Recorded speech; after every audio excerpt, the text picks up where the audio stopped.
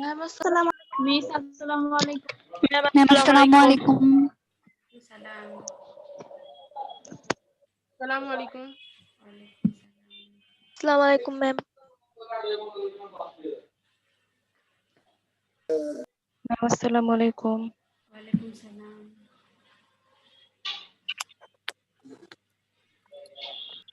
আসসালামু আলাইকুম। ওয়ালাইকুম সালাম।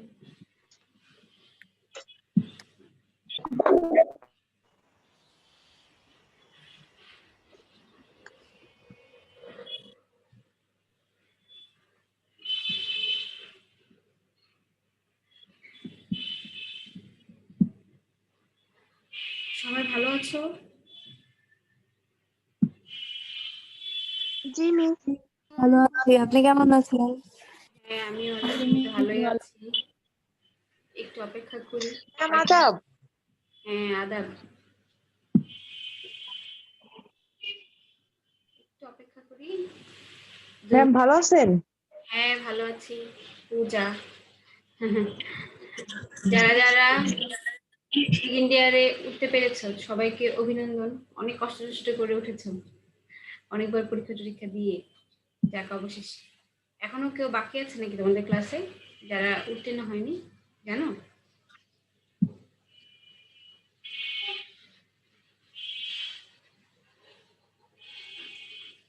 তোমরা কি আমার কথা শুনতে পাচ্ছ?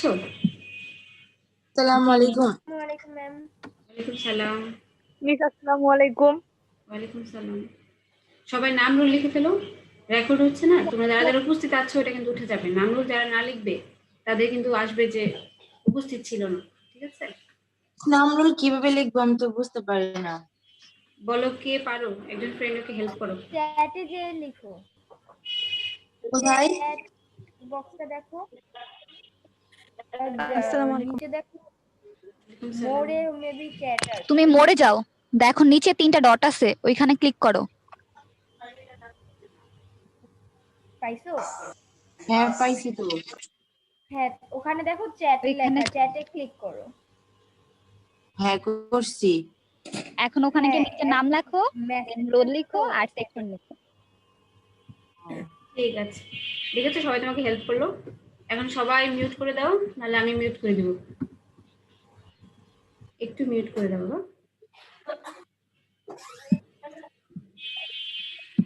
ঠিক আছে,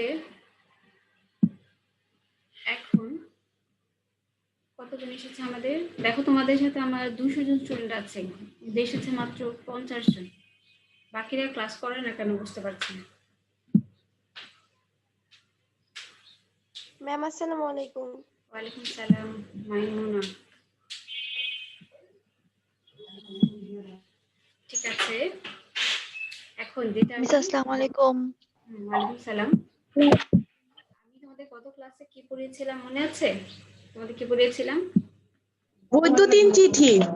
হ্যাঁ, বোঝন চিঠি পড়িয়েছিলাম। খুদে বার্তা। হ্যাঁ, খুদে বার্তা পড়িয়েছিলাম। খুদে বার্তা পড়িয়েছিলাম। গত ক্লাসে আমরা একটা নির্মিত অংশ পড়েছি, এখন আজকে আমরা একটা ব্যাকরণ অংশ পড়বো। হ্যাঁ, আমি তোমাদের সিলেবাস দেখে যা দেখলাম যে তোমাদের দ্বাদশ শ্রেণীতে যে সকল বিষয় আছে তার মধ্যে অনেকগুলো পড়া হয়ে গিয়েছে, যেমন উচ্চারণের নিয়ম, বানানের নিয়ম। আর যে কয়েকটা বাকি আছে তা থেকে কিন্তু আমরা পড়াচ্ছি। আগে আমরা যেগুলো বাকি আছে সেগুলো কমপ্লিট করব, তারপর আমরা কি করব, আবার আগের যেগুলো তোমাদের সমস্যা আছে সেগুলো আমরা রিভিশন দেব, ঠিক আছে? এখন তোমরা দেখো, আজকে আমি যেটা পড়াবো সেই যে নামটার সাথে তোমরা একটু কম পরিচিত। কেন? কারণ তোমরা এর আগে এটা পড়েছো কিন্তু অন্য নামে, মানে বাংলা ব্যাকরণে পড়েছো। এটা এর আগে কখনো পড়োনি। তোমরা যে তোমাদের সিলেবাসটা আছে সেখানে একটা জিনিস লেখা দেখেছো, তোমাদের শ্রেণী পরীক্ষা 2 সেখানে একটা বিষয় লেখা আছে বাংলা ব্যাকরণে ব্যাকরণিক শব্দ। ব্যাকরণিক শব্দ নামে একটি বিষয় আছে, তোমরা কেউ দেখেছো সিলেবাসে? দেখোনি? এই যেখানে সিলেবাসের মধ্যে তোমাদের বাংলা ভাষার ব্যাকরণিক শব্দ বলে একটা অংশ আছে। হ্যাঁ, তোমরা সিলেবাস খুলে দেখবে, দ্বিতীয় যে শ্রেণী পরীক্ষা 2 আছে এই রোটা এখানে আছে, বাংলা ভাষার ব্যাকরণিক শব্দ। এখন এর আগে বাংলা ভাষার ব্যাকরণিক শব্দ নামে তোমরা কোনো অধ্যায় পড়েছিলে নবম দশম শ্রেণী অথবা ক্লাস 7 8? হ্যাঁ নো মিস এই তো পড়নি, তার মানে এটা একটা সম্পূর্ণ নতুন টপিক তোমাদের জন্য। এই জন্য একটু খেয়াল করতে হবে এবং তোমাদের কি করতে হবে, যেগুলো মানে বোঝা দরকার আমাকে জিজ্ঞেস করবে। খাতাও নিয়ে বসবে, যেমন আমি দেখতে পাচ্ছি পূজা খাতা নিয়ে বসেছো, খুবই ভালো। অনেকে হয়তো নিয়ে বসেছো, ভিডিও অফ দেখে আমি দেখতে পাচ্ছি না। খাতাটাতে নিয়ে বসবে বুঝছো ক্লাস করতে, কারণ আসলে ক্লাসের মধ্যে খাতা না থাকলে মনে থাকে না। এত এত জুম ক্লাস হচ্ছে, কোন ক্লাসে কি পড়াচ্ছে মানে কিন্তু মনে থাকে না, যতই আমাদের ব্রেন কম্পিউটারের চেয়েও শার্প হোক, তারপরও খাতা নিয়ে বসা ভালো। তাহলে আমি বাংলা ভাষার ব্যাকরণিক শব্দ তোমাদের পড়াবো। এই অধ্যায়টা কি হয়েছে কিছুটা বড়, এই জন্য একটি ক্লাসের মাধ্যমে শেষ করা সম্ভব না। হ্যাঁ, এই জন্য আমি কি করব, তোমাদেরকে একাধিক ক্লাসের মাধ্যমে এই অধ্যায়টি শেষ করব। প্রথমে আমরা দেখবো যে এটা কি জিনিস। এই বাংলা ভাষার ব্যাকরণিক শব্দটা আসলে কি দেখার জন্য আমাকে কি করতে হবে, স্ক্রিন শেয়ার করতে হবে। এখন তোমরা যে হারে আসছো, যেই হারে এখন পর্যন্ত স্টুডেন্ট আসছে, এখনো আসছি, সবাই একটু মিউট করে দাও। আচ্ছা আমি মিউট করে দিই, ঠিক আছে। হ্যাঁ, এখন আমি যেটা শেয়ার করবো সেটা হচ্ছে বাংলা ভাষার ব্যাকরণিক শব্দ। তোমরা কি দেখতে পাচ্ছ স্ক্রিন? কিছু এসেছে স্ক্রিনে? আচ্ছা, এখন এখন দেখতে পাচ্ছ? আচ্ছা, এটা কি লেখা আছে? ব্যাকরণিক শব্দ শ্রেণী। হ্যাঁ, ব্যাকরণিক শব্দ শ্রেণী লেখা আছে। এখন কি করব, ব্যাকরণিক শব্দ শ্রেণী কি এটা আমরা প্রথমেই দেখব। দেখো এই অংশটা ব্যাকরণ অংশ অন্তর্ভুক্ত। আমি কেন ব্যাকরণ অংশ লিখলাম, তোমাদের বাংলা দ্বিতীয় পত্র যে প্রশ্নটা হয় সেখানে 30 নম্বর আসে হচ্ছে ব্যাকরণ অংশ, আর 70 আসে হচ্ছে নির্মিতি। তো 70 যে নির্মিতি, এর মধ্যে আমরা খুদে বার্তা পড়েছি, বৈদ্যুতিন চিঠি পড়েছি, এরকম আরো আসে, দিনলিপি আছে, চিঠি দরখাস্ত আছে, প্রতিবেদন ভাষণ আছে, রচনা আছে। আর ব্যাকরণ অংশ যে আমরা পড়েছি উচ্চারণ বানানের নিয়ম, এর মধ্যে আমাদের আজকে যে পাঠ্য বিষয়টি সেটিও কিন্তু ব্যাকরণ অংশে অন্তর্ভুক্ত। আর ব্যাকরণ অংশে তোমরা হয়তো খেয়াল করেছো যে 5 করে নম্বর থাকে। তোমরা দেখেছো বাংলা দ্বিতীয় পত্রে ব্যাকরণ অংশে কয়টা করে নম্বর থাকে? 5 করে নম্বর থাকে। হ্যাঁ, আর রিটেন অংশগুলোতে 10 করে থাকে। শুধু রচনামূলক রচনা যেটা সেখানে 20 থাকে। তাহলে আমাদের এই প্রশ্নটিতেও নম্বর কত আছে? 5। হ্যাঁ, যেহেতু ব্যাকরণ অংশে প্রতিটা, যেমন বানান লেখো 5, উচ্চারণ 5, এবার ব্যাকরণ অংশে যে ব্যাকরণিক শব্দ শ্রেণী এখানেও আছে 5। এখন এটা আসে কয় নম্বর প্রশ্নে? যেমন 1 আসে উচ্চারণ, তারপর বানান। 3 নম্বর প্রশ্নে এটা আসে, ব্যাকরণিক শব্দ শ্রেণী থেকে প্রশ্নটা আসে 3 নম্বর প্রশ্ন। ঠিক আছে, বুঝতে পেরেছো? এটা নম্বর কিন্তু 3 না যে লিখলে 3 পাবে, এটা 3 নম্বর প্রশ্নে আসে। এই অংশের নম্বর কত মাত্রই বলে দিলাম, নম্বর হচ্ছে 5 নম্বর পাবে তোমরা যদি লিখো। এবং মজার বিষয় হচ্ছে এই প্রশ্নটার মধ্যে তোমাকে 5 পাওয়া খুব সহজ যদি তুমি শব্দ শ্রেণীটা বুঝতে পারো। হ্যাঁ, এখান থেকে তার আমি একটু ওয়েটিং রুমে সবাইকে একটু গ্রহণ করে নিই, রিসিভ করে নিই। মনে হয় 10:40 পর্যন্ত আসতেই থাকবে আমার প্রিয় স্টুডেন্টরা। আচ্ছা, এখন দেখো, অথবা আমি কি লিখেছি, ব্যাকরণিক শব্দ শ্রেণী থেকেই প্রশ্ন আসে। এর আগে যেমন আমি খুদে বার্তা বলেছিলাম যে খুদে বার্তা অথবা দিয়ে আরেকটা আসে, যেমন অনেকগুলো অথবা অন্য কিছু আসে, কিন্তু ব্যাকরণিক শব্দ শ্রেণী থেকে অথবা দিয়ে ব্যাকরণিক শব্দ শ্রেণী থেকেই প্রশ্ন আসে। বুঝতে না পারলে আমি ক্লিয়ার করে বলি। যেমন উচ্চারণ থেকে কিভাবে প্রশ্ন আসে, একটা রিটেন প্রশ্ন আসে, আর কি করে 5টা শুদ্ধ উচ্চারণ লিখতে বলে না, মানে অথবা দিয়ে দুটোই কিন্তু কি করে উচ্চারণ থেকে আসে, বানান থেকেও ঠিক তেমনই। ঠিক এই ব্যাকরণিক শব্দ শ্রেণী তো অথবা ব্যাকরণিক শব্দ শ্রেণী, মানে তুমি যে চালাকি করে এক কাজ করে ব্যাকরণিক শব্দ শ্রেণীটা পড়বো না, এখান থেকে অথবা যেটা আছে ওটা পড়বো, এটা করলে হবে না। তোমাকে অবশ্যই ব্যাকরণিক শব্দ শ্রেণী পড়তে হবে। বুঝতে পেরেছ? এখান থেকে কার কোনো প্রশ্ন আছে এই অংশে আমি যা বললাম? ম্যাম আসসালামু আলাইকুম। ম্যাম ওয়ালাইকুম সালাম। আবার একটু বলবেন? কে এটা? নাম বলো বাবা। ম্যাম সোহানা। সোহানা? আচ্ছা বাবা, দেখো লেখা আছে দেখতে পাচ্ছ, এটা ব্যাকরণ অংশের মধ্যে থাকে আজকে পড়ানোর টপিকটা, যেটার নাম হচ্ছে ব্যাকরণিক শব্দ শ্রেণী। এর নম্বর হচ্ছে 5, আর এটা 3 নম্বর প্রশ্নে আসে, মানে 1 নম্বরে উচ্চারণ, 2 নম্বরে বানান, এভাবে আসে না। 3 নম্বর আসে হচ্ছে ব্যাকরণিক শব্দ শ্রেণী। আর এটা অথবা দিয়ে এখান থেকে প্রশ্ন আসবে, অন্য কোনো টপিক থেকে আসবে না। এখন আমরা চলে যাব পরের অংশে। হ্যাঁ, পরের অংশে কি, এটা সংজ্ঞা। এই যে ব্যাকরণিক শব্দ শ্রেণী, এটা আসলে কি, তোমাদের সহজ করার জন্য আমি একটা কথা বলি, সেটা হচ্ছে তোমরা পদ প্রকরণ পড়েছো না? অনেক ছোটবেলা থেকে কিন্তু পদ প্রকরণ তোমরা পড়েছো, যে বিশেষ্য, বিশেষণ, সর্বনাম, অব্যয়, ক্রিয়া। আসলে ব্যাকরণিক শব্দ শ্রেণী কিন্তু পদ প্রকরণ, ওটাকে একটু উন্নততর ফর্ম। মানে বাংলা একাডেমির প্রমিত যে বানানের নিয়ম তোমরা পড়েছো না, প্রমিত মানে হচ্ছে যে আধুনিক চলিত। হ্যাঁ, মানে আগে যে সিস্টেমগুলো ছিল সেগুলো আরেকটু সুন্দর করে ব্যাখ্যা করে নতুন করে তৈরি করা হয়েছে। পদ প্রকরণটা আগে তোমরা পড়েছো, ওটাকে কি করেছে বাংলা একাডেমি আরো আধুনিক নিয়ম বের করেছে, যে শুধু 5 প্রকার না, আরো কিছু প্রকার আছে। এই সবগুলো প্রকার মিলে এটার নাম হচ্ছে ব্যাকরণিক শব্দ শ্রেণী। এখন বুঝতে পেরেছো? তোমরা কিন্তু এটা পড়েছো, আমরা যে কোনোদিনও পড়েছো, কিন্তু নামটা চেঞ্জ হওয়াতে আর বড় ক্লাসে উঠেছে, একটু বড় করে লেখা হয়েছে, কিছু প্রকারভেদ বেড়ে গিয়েছে, এই জন্য তোমাদের কাছে নতুন মনে হচ্ছে। আমরা সংজ্ঞাটা দেখি। ব্যাকরণগত অবস্থানের ভিত্তিতে বাংলা ভাষার শব্দসমূহকে যে কয় ভাগে বিভক্ত করা হয়েছে তাকে ব্যাকরণিক শব্দ শ্রেণী বলে। দেখো, প্রত্যেকটা জিনিসের কিন্তু নির্দিষ্ট অবস্থান আছে।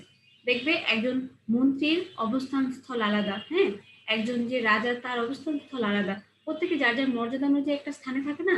তেমনি বাংলা ভাষার যে শব্দগুলো আমরা ব্যবহার করি, এগুলোর যে মর্যাদা অনুযায়ী অবস্থান। হ্যাঁ, যেমন যদি কোনো কিছুর নাম, তখন আমরা বুঝি যে নাম, তাহলে এটা অবশ্যই বিশেষ্যের অন্তর্ভুক্ত। এই যে তুমি গুণ দেখলে, গুণ দেখে বুঝলে এটি হচ্ছে বিশেষণের অন্তর্ভুক্ত। যে প্রত্যেকে একটা করে নাম দিচ্ছ, এই নাম অনুযায়ী প্রকারভেদ, সেটা হচ্ছে ব্যাকরণিক শব্দ শ্রেণী।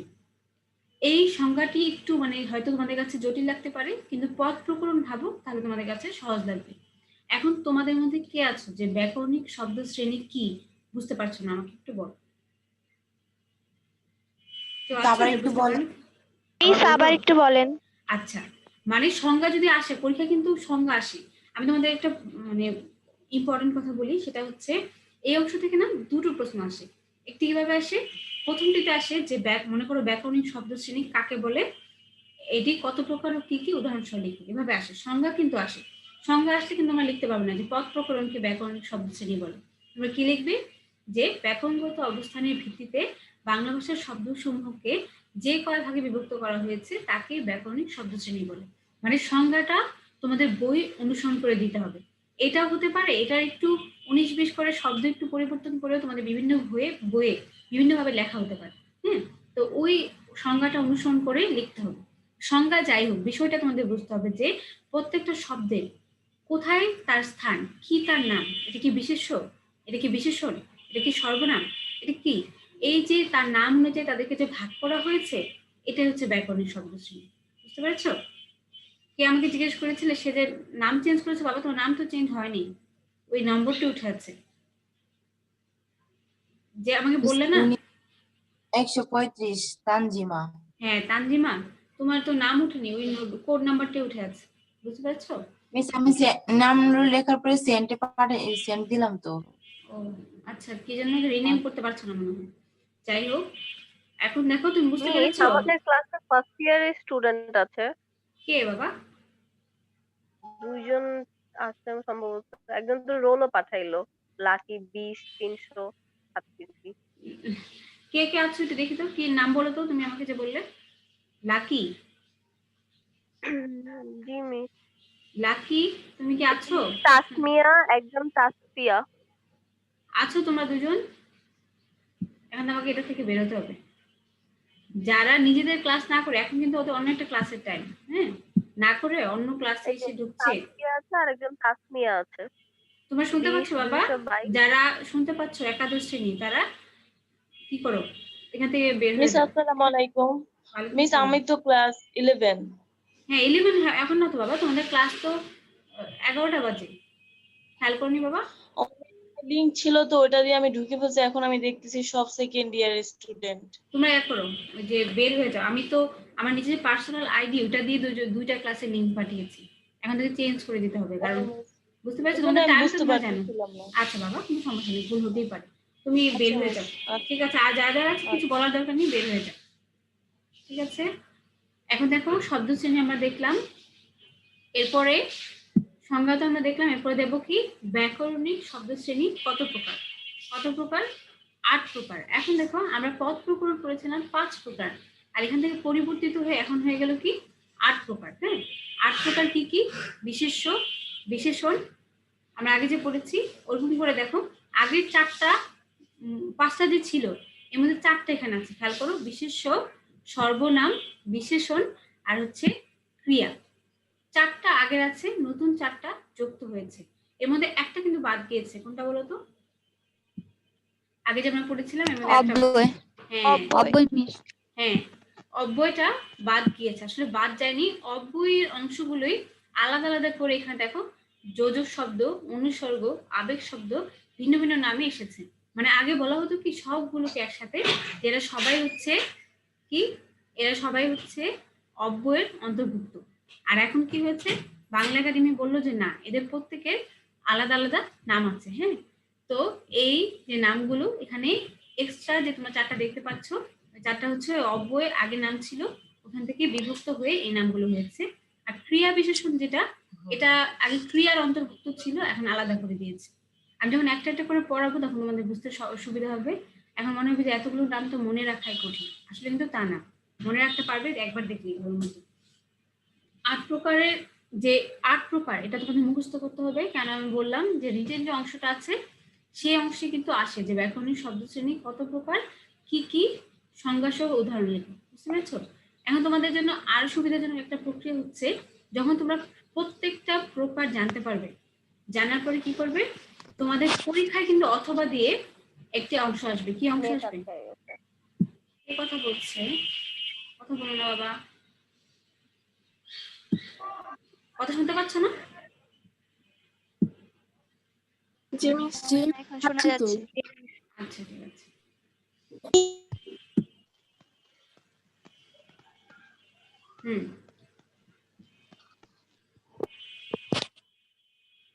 আমি তো বাকিদের আওয়াজ শুনতে পাচ্ছি ঠিকই। ঠিক আছে, এখন দেখো অথবা দিয়ে কি আসে, যেটা যেটা তোমাদের সবচেয়ে বেশি মানে সহজ হবে পরীক্ষার জন্য দেওয়া। অথবা দিয়ে কি করা হয়, একটা প্যারাগ্রাফের মতো দেওয়া হবে, অনুচ্ছেদের মতো দেওয়া হয়। ওই অনুচ্ছেদে বলা হয় নিচে যে অনুচ্ছেদটা আছে এখান থেকে বিশেষণ চিহ্নিত করো। খুব সোজা। আমি সবসময় স্টুডেন্টদের বলি যে রিটেন অংশটা না দিয়ে তোমরা ওই দ্বিতীয় অংশটা দিবে, যেখানে কি বলা হয়েছে যে তোমরা নিচে শব্দ চিহ্নিত করো। মানে একটা গল্পের মতো দেওয়া থাকে, এখান থেকে বিশেষণ বের করো। অনেকগুলো বিশেষণ দেওয়া থাকে, তুমি 5টা চিহ্নিত করতে পারলেই হলো। 5-এ 5, মানে একেবারে খুব সহজ। আমি মানে বেশিরভাগ স্টুডেন্টদেরকে বলি যে তোমরা চেষ্টা করো যে তোমরা ওই অংশটা দাও যেখানে 5-এ 5 পাওয়া যাবে। আর রিটেন লিখলে কিন্তু তোমার বানান ভুল হবে, অথবা কিছু না কিছু তো ত্রুটি হবেই, যেটার কারণে তোমার নাম্বারটা কাটা যাবে। তাই তোমাদের জানার জন্য হলেও 8 প্রকার করতে হবে। আর পরীক্ষার মধ্যে দিবে হচ্ছে ওই অনুচ্ছেদ অংশটা, যেখানে 5টা শব্দ, এটা বিশেষ হতে পারে, যোজক শব্দ হতে পারে, আবেগ শব্দ হতে পারে, যে কোনো একটা হতে পারে, কিন্তু তোমাদের সবগুলোই জানতে হবে। এখন আমি যাব পরের অংশে। দেখো এখানে দেখো বিশেষ্যের সংজ্ঞা দেওয়া আছে। এটা আমরা একেবারে ছোটবেলায় পড়েছি বিশেষ্য কি। তারপরও আমরা যেহেতু পড়ছি, আমরা প্রথম থেকে পড়বো। হ্যাঁ, কিছু বাদ দেবো না, যে 4টা আগে পড়েছি ওগুলো পড়ার আর কোনো দরকার নেই।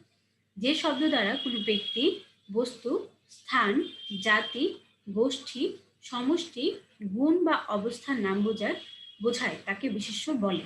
বুঝতে পেরেছো? নাম বোঝালে তাকে আমরা বিশেষ্য বলবো।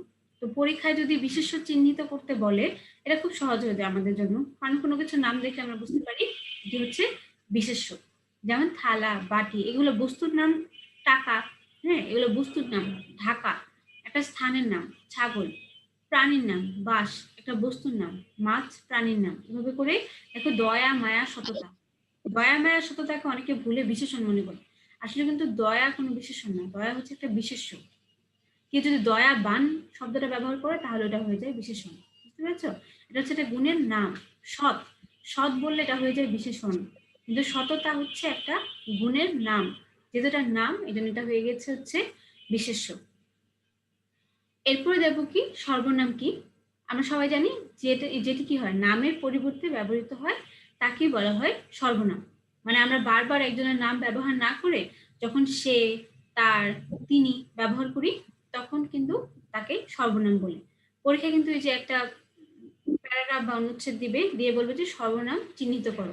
যে পারবে তার কাছে এটা কোনো ব্যাপারই না, সে, তার, তিনি খুঁজে খুঁজে বের করে দিয়ে দেবে। আর যে ভালো মতো লক্ষ্য করবে না সে কি করবে, ভুলে অন্য অব্যয় শব্দ আসুক বা আবেগ শব্দ আসুক সেগুলোকে সর্বনাম হিসেবে দিয়ে দেয়। তাই সর্বনাম খুবই সহজ, সবগুলোর মধ্যে আমার মনে হয় সর্বনামটাই চিহ্নিত করা সবচেয়ে বেশি সহজ। দেখো আচ্ছা ম্যাম, এখানে কি খালি লিখে দিলে হবে নাকি এবার ক্লারিফিকেশন দিতে হবে কি এটা না না না, কোনো হচ্ছে ক্লারিফিকেশন গুণ দিতে হবে না। বাচক, এটা ভাব এটা ভাব না না বিশেষ, না, সেভাবে লিখে দিতে হবে। এটা লিখতে হবে তখন যখন তোমার প্রশ্নে আসবে যে বিশেষ্য কাকে বলে, বিশেষের প্রকার ভেদগুলো লেখো। এটাও কিন্তু প্রশ্নে আসে, কয়েকটা প্রশ্ন আসে। আমি যখন এই অধ্যায়টা সম্পূর্ণ শেষ করব তখন আমি প্রশ্নগুলো বলে দেবো যে কি কি প্রশ্ন আসে। যখন বিশেষ্য কত প্রকার কি কি, তখন তোমাকে এই গুণবাচক ভাববাচক দিতে হবে। কিন্তু তুমি যদি অনুচ্ছেদটা দাও তাহলে তো এগুলো পড়তে হবে না, শুধু শব্দটা উল্লেখ করে দিবে। এই 5টা শব্দ উত্তরে খালি লিখে দেবে, যে দয়া, মায়া, সততা, বাস, মাছ, মানে ওই অনুচ্ছেদে যা যা আছে সেখান থেকে বের করে দিয়ে দেবে। বুঝতে পেরেছো? তাহলে এখানে আমরা কি কি সর্বনাম পেলাম দেখি। উর্মি একাদশ শ্রেণীতে পড়ে, সে এসএসসিতে জিপিএ 5 পেয়েছে, কলেজে তার উপস্থিতি নিয়মিত, তাকে সব শিক্ষক আদর করেন। এখানে কে কে আছে দেখো, উর্মি নামটা একবার ব্যবহার করেছে। উর্মি কোন পদ বলো তো? বিশেষ্য। হ্যাঁ ঠিক আছে, উর্মি হচ্ছে বিশেষ্য, কিন্তু বারবার আর উর্মি না লিখে কি লিখলো, সে, তার, আর হচ্ছে কি তাকে, এগুলো হচ্ছে সর্বনাম। ঠিক আছে, এই দুটোর মধ্যে কার কোনো সমস্যা আছে এই দুটো সংজ্ঞার মধ্যে? আশা করি নেই, তারপরে বলছি নেই না। আচ্ছা তাহলে আমরা পরবর্তী অংশে চলে যাই। এখন আমরা দেখব কি বিশেষণ। বিশেষণ আমরা সবাই জানি যে যে শব্দ দ্বারা বিশেষ্য, সর্বনাম ও ক্রিয়ার শুধু গুণ বোঝাবে না, কিন্তু দোষ, গুণ, অবস্থা, সংখ্যা, পরিমাপ, যদি সংখ্যাও বোঝায় তাহলেও সেটিকে আমরা বিশেষণ হিসেবে চিহ্নিত করব। এই যে 3টা পদ বিশেষ্য, সর্বনাম আর ক্রিয়া, এই 3টা পদের দোষ, গুণ, অবস্থা, সংখ্যা, পরিমাপ যদি প্রকাশ পায় তাহলে সেই শব্দটাকে আমরা কি বলবো, বিশেষণ বলবো। যেমন নীল আকাশ, আকাশটাকে বোঝাচ্ছে যে আকাশটা কেমন, হ্যাঁ আকাশের অবস্থা বোঝাচ্ছে নীল আকাশ। বাংলা কথা বোঝাচ্ছে কি সবুজ বাংলা। প্রথম স্থান, দেখেছো এখানে সংখ্যা ব্যবহার করা হচ্ছে 10 কেজি। অনেক সময় কিন্তু এই যে এইগুলোতে আমরা ভুল করি, প্রথম স্থান 10 কেজি দেখলে ভাবে এখানে বিশেষণ কোথায় আছে, এখানে তো কোনো বিশেষণ নেই, আসলে আছে। আছে কি প্রথম আর 10। শান্ত নদী, এখানে শান্ত হচ্ছে বিশেষণ। তোমরা কিন্তু আবার যখন বিশেষণ চিহ্নিত করতে বলবে তোমরা কিন্তু আবার 2টা অংশই দিয়ে দেবে না, যে নীল আকাশ, সবুজ বাংলা, এরকম দেওয়া যাবে না। শুধুমাত্র বিশেষণ যে পদটা ওটাই লিখতে হবে, নীল, সবুজ, প্রথম, 10, শান্ত ইত্যাদি। ঠিক আছে, এরপরে আছে কি ক্রিয়াপদ। ক্রিয়াপদ ম্যাম আমরা একটা কোশ্চেন করি। কি বাবা বলো। ম্যাম তাহলে বিশেষণে তো দোষ গুণ অবস্থা থাকে, আমার মনে তখন এই কোশ্চেনটা এসেছিল যে আমরা যখন বিশেষণ করব তখন যদি দয়া মায়া থাকে ওইটাও তো একটা গুণ, দোষ, অবস্থা, তাহলে ওইটার সাথে কি বিশেষণের কনফিউশন হবে না? হ্যাঁ আমি এটাই তোমাদেরকে তখন বলেছিলাম যে কেউ কেউ মনে করে যে দয়া, মায়া, সততা এগুলো হচ্ছে বিশেষণ, কিন্তু বিশেষণ না।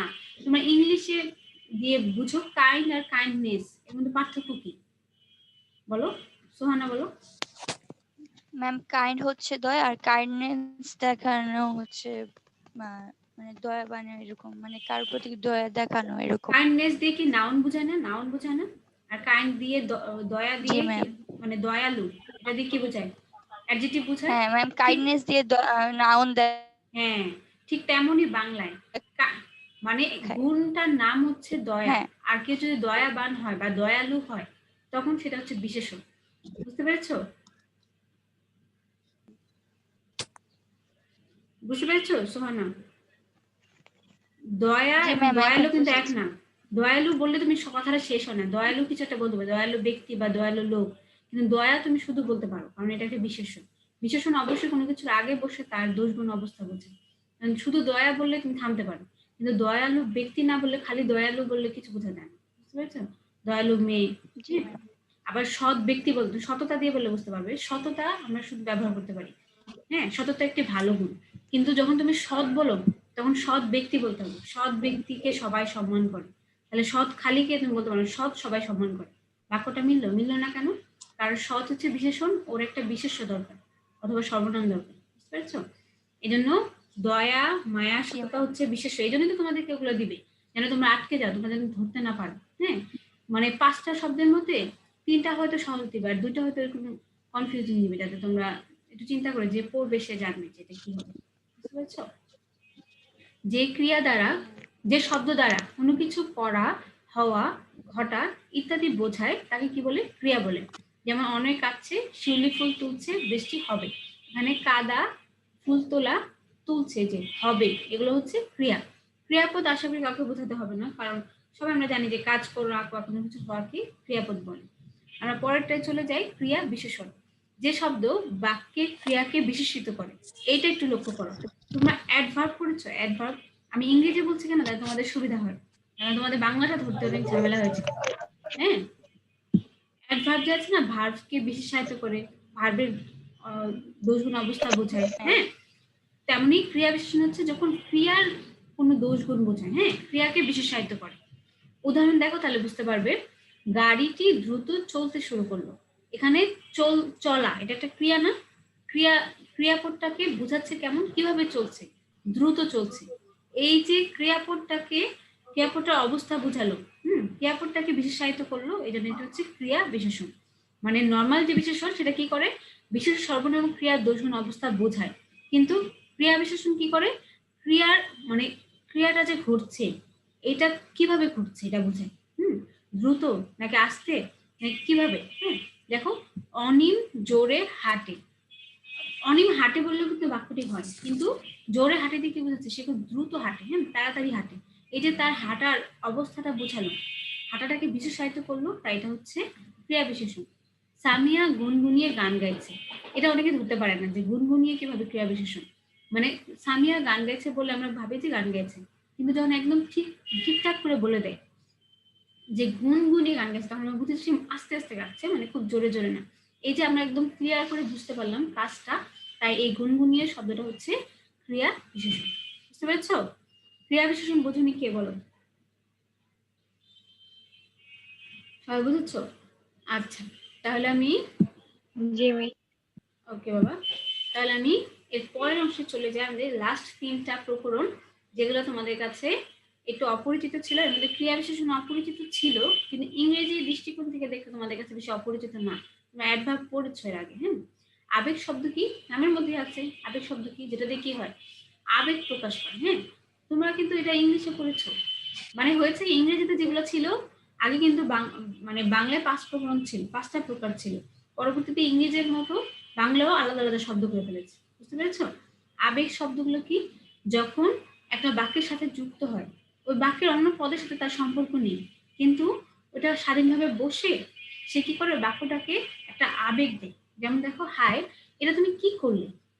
নর্মালি কিন্তু বলতে পারতো এটা কি তুমি কি করলে, হ্যাঁ, তাহলে একটা প্রশ্ন হতো। কিন্তু হাই দিয়ে কি করলো, অনেক বেশি দুঃখ প্রকাশ হলো, মানে হতাশা ব্যঞ্জক একটা ধ্বনি দিল। এই যে শব্দটা আমরা দেখলাম, এখানে আমরা দেখলাম যে আবেগের প্রকাশ হয়েছে। এই হাই যদি না দিতাম তাও কিন্তু বাক্যটা কি হতো, পূর্ণ হতো না? হতো। হ্যাঁ, কিন্তু এটি কি করলো, স্বাধীনভাবে আলাদাভাবে বসে আবেগ প্রকাশ করলো, তাই এটা হচ্ছে আবেগ শব্দ।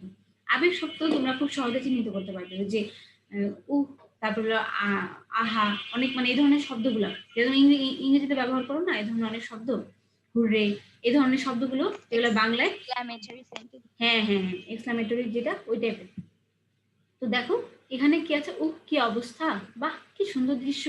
এই যে একটু একটু করে শব্দ আমরা দেখতে পাচ্ছি, এরা কি করলো, বসে বসে তাদের এমন একটা স্থান গ্রহণ করলো যেখানে সে স্বাধীনভাবে বসেছে, কিন্তু বাক্যটার বলার স্টাইলটা চেঞ্জ করে দিয়েছে, তাই এটা হচ্ছে আবেগ শব্দ। এরপরে আছে যোজক শব্দ। যোজক শব্দ কি, যোগ থেকে যোজক শব্দটা আসছে। হ্যাঁ, যোগ মানে কি, যুক্ত করে। হ্যাঁ, যোজক শব্দ কি করে, একটা বাক্যের সাথে আরেকটা বাক্যের, অথবা একটা শব্দের সাথে আরেকটা শব্দের কি করে, হয় সংযোজন ঘটায়, অথবা বিয়োজন ঘটায়, অথবা সংকোচন ঘটায়। এটা মানে কি, সংযোজন তো আমরা বুঝি যে দুটো বাক্যকে যুক্ত করে। বিয়োজন মানে কি, যখন এমন দুটো শব্দকে বাক্যকে যুক্ত করে যখন অর্থটা উল্টা দিকে চলে যায়, বিপরীত অর্থ বোঝায়। হ্যাঁ, আর সংকোচন কি, যখন দুটো বাক্যকে বা বাক্যাংশকে যুক্ত করার পরে একটা ভালো বলে আর একটা খারাপ বলে মানে বিপরীতটা বোঝায়। বলি না অনেক সময় যে এই মেয়েটা ভালো, কিন্তু পড়ালেখা ফাঁকিবাজ বলি না অনেক সময়, মানে ভালো বলে তাকে আবার একটু খারাপ করে দিলাম, এটা হলো সংকোচন। এখন দেখো এই এই যে কাজগুলো করে এটা কে করে? যোজক। সে মাঝখানে বসে খুব সহজে, যে আমরা এবং ব্যবহার করি, আর ব্যবহার করি, হ্যাঁ, কিন্তু ব্যবহার করি, এগুলাই হচ্ছে যোজক শব্দ। দেখো সারাদিন বৃষ্টি হলো তবুও গরম গেল না, দেখতে পাচ্ছ? এইটা কিন্তু সংকোচন করেছে, যে সারাদিন বৃষ্টি হলো, একটা ভালো কথা বললো যে হ্যাঁ ঠান্ডা হওয়ার একটা পজিশন হয়েছে, তারপর ঠিক বিপরীত মানে একটা অন্য কথা বললো তবুও গরম গেল না। এই যে একটা অন্য কথা বললো, কথাটা বলে বৃষ্টির আরামটা নষ্ট করে দিল, এই জন্য এই তবুও এটা হচ্ছে একটা যোজক শব্দ। আর এখানে অর্থে কি হয়েছে? সংকোচন ঘটেছে। তোমাদেরকে খালি চিহ্নিত করতে বললে তোমরা তবুও আর হ্যাঁ নইলে এগুলো লিখে দিলেই হবে, যেগুলো হচ্ছে যোজক শব্দ। এখন দেখো দ্বিতীয় উদাহরণটা কি? তুমি খাবে আর তামান্না পড়বে, দুটো বাক্যাংশকে সংযুক্ত করেছে, এখানে কোনো বিয়োজন ঘটেনি, মানে দুজন একই সাথে দুটো কাজ করবে এটা বলেছে। এখানে আর হচ্ছে যোজক শব্দ, আর ব্যাগটা শক্ত করে ধরো নইলে পড়ে যাবে, এই নইলেটা হচ্ছে যোজক শব্দ। বুঝতে পেরেছো যোজক শব্দ কি? খুবই সহজ, এটা দুটো বাক্যাংশকে বা শব্দকে সংযুক্ত করে। এরপরে কি আছে? অনুসর্গ, যে শব্দ কখনো স্বাধীন রূপে আবার কখনো শব্দ বিভক্তি নিয়ে ব্যবহৃত হয়, বাক্যের অর্থ প্রকাশে সাহায্য করে, তাকে অনুসর্গ বলে। তোমাদের মনে আছে তোমরা উপসর্গ বলেছিলে?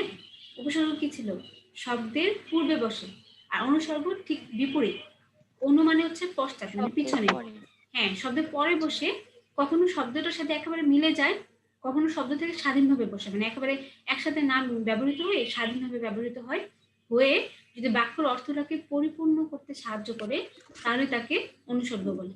দেখো এখানে দিনের পরে রাত আসে, এই যে পরে, এই দিন শব্দটার পরে যে পরে শব্দটা আছে এটা হচ্ছে অনুসর্গ। যদি আমরা পরে না দিতাম তাহলে কি হতো? দিনের রাত আসে, মানে একটা শব্দ না দেওয়ার কারণে অর্থটা পরিপূর্ণ হচ্ছে না, এই যে অর্থটা পরিপূর্ণ করলো এইটা হচ্ছে একটা অনুসর্গ। বুঝতে পেরেছো? রান্নার জন্য রাঁধুনি ব্যাকুল, এই যে জন্য এটা হচ্ছে অনুসর্গ, যেমন শব্দের পরে স্বাধীনভাবে বসেছে, একসাথেও বসতে পারে কিছু কিছু, এটা উদাহরণ এখানে দেয়নি, আলাদা বসেছে এবং এটা বাক্যের অর্থকে পরিপূর্ণ করেছে। এখন দেখো জন্য কিন্তু কোনো কিছুর নাম না, তাই এটা বিশেষ্য না, কোনো দোষগুণ না, এটা বিশেষণ না, এটা কোনো আবেগ শব্দ না, কোনো কিছুকে যুক্ত করছে না, দুটা বাক্যকে যুক্ত করছে না, এই যে কিছু না, তাহলে এটার নাম কি? এটা নিশ্চয়ই কোনো একটা নাম আছে ব্যাকরণের ভাষায়, যেটা শব্দের পরে আসে, এসে বাক্যের অর্থ পরিপূর্ণ করে, সেটাই হচ্ছে অনুসর্গ। এটা উপসর্গের সম্পূর্ণ বিপরীত। বুঝতে পেরেছো? তাহলে আমরা 8টা প্রকরণ পড়লাম আজকে। আমরা আস্তে আস্তে কি করব, এই 8টা প্রকরণের যেগুলো পরীক্ষা আমাদের আসে রিটেন অংশে, সেগুলোর প্রকারভেদগুলো পড়বো। 8টারই পড়তে হবে তা না, যেগুলো ইম্পর্টেন্ট সেগুলো পড়াবো। এখন তোমাদের মধ্যে কারো যদি এই ব্যাপারে কোনো সমস্যা থাকে জিজ্ঞেস করতে পারো, পরে কিন্তু আমি এগুলো ডিটেলসে পড়াবো যখন একটা প্রকরণ পড়াবো। বুঝতে পেরেছো Ma'am, বাবা? হ্যাঁ বলো, কে বলছো না বলো। একটু দেখালে কি বললে? মানে এগুলো কোনটা কোন শব্দ, এগুলা কি মানে কিভাবে লিখবো ওটা একটু দেখালে ভালো হতো পরীক্ষার খাতায় যখন। আচ্ছা আচ্ছা, এখন আমার কাছে এখানে তো হঠাৎ করে মানে রেডি করতে হবে, রেডি করে রাখতে হতো দেখানোর জন্য। আমি রেডি করিনি এই জন্য যে আমি ভেবেছি সবগুলো শেষ হলে তারপর আমি প্রশ্নগুলো দিব, আবার ওইরকম অনুচ্ছেদ কিরকম আসে সেটাও তোমাদের দেখাবো। বুঝতে পেরেছো? তোমাদের Ma'am, একটা যোজক তাহলে শব্দটা একটু আরেকটা বোঝান না। কোশ্চেন ছিল। আচ্ছা, একজন বলেছে যদি শব্দ বোঝাতে, আরেকজন কি বলো বলো। ম্যাম, যোজক যে যোজক শব্দটা যেটা ওইটার ভেতর ম্যাম বিয়োজন বা সংকোচন আর সংযোজক, এইগুলা এই শব্দগুলা কি আলাদাভাবে আমরা বইতে কোথাও পাবো, যে চিনার উপায়টা ভালোভাবে বোঝার জন্য? এটা একসাথে? তোমাদের যে ব্যাকরণ বইটা আছে না, এটা খুলে ওখানে ব্যাকরণের শব্দ শ্রেণীতে যাও, দেখবে যোজক শব্দেরও প্রকারভেদ আছে, ওখানে দেওয়া আছে। আর যারা যে আমার কাছে অনুচ্ছেদটা দেখতে চেয়েছিলে যে কিভাবে আসবে, সেও ব্যাকরণ বইয়ের দেখো গিয়ে উদাহরণ অংশ আছে, ব্যাকরণিক শব্দ শ্রেণীর পরে যে উদাহরণ দেওয়া থাকে না, কিরকম প্রশ্ন আসবে সেখানে আছে। বুঝতে পেরেছো? তোমাদের বইয়ে একদম সুন্দর করে ডিটেলসে দেওয়া আছে, কিন্তু আমি বোঝানোর জন্য। Okay, ma'am. হ্যাঁ বাবা বলো। যে অনুসর্গটা আবার একটু বুঝানো হলে ভালো।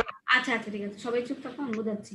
অনুসর্গ হচ্ছে যখন এমন কোনো শব্দ ব্যবহৃত হয় যেটা অন্য কোনো শব্দের পরে ব্যবহৃত হয়ে ওই বাক্যটার অর্থ প্রকাশ করে, মানে জিনিসটা নিজের জন্য না, বাক্যটার অর্থ পরিপূর্ণ করার জন্য ব্যবহৃত হয়, যেটা কোনো কিছুর নাম না, কোনো কিছুর দোষ গুণ না, কোনো আবেগ শব্দ না, কোনো কাজ না, কোনো যোজক শব্দ না, কোনো ক্রিয়া বিশেষণ না, কিন্তু তারপরে বাক্যে আসলে ওর কারণে অর্থ প্রকাশিত হয়।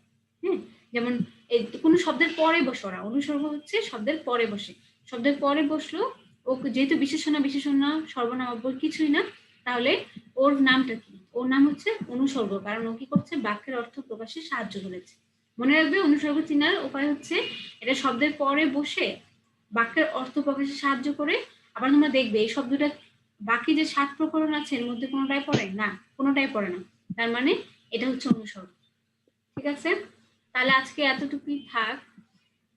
তোমাদের আগামী ক্লাসে হ্যাঁ যোজক শব্দ যখন দুটো বাক্য বা শব্দকে যুক্ত করে, ঠিক আছে, যেমন আমি যাব এবং রহিম যাবে, এই যে এবং এটাই হচ্ছে যোজক শব্দ। হ্যাঁ, আবার তুমি ভালো কিন্তু কিছুটা দুষ্ট, এটাও কিন্তু এটাই হচ্ছে যোজক শব্দ। বুঝতে পেরেছো? জি ম্যাম।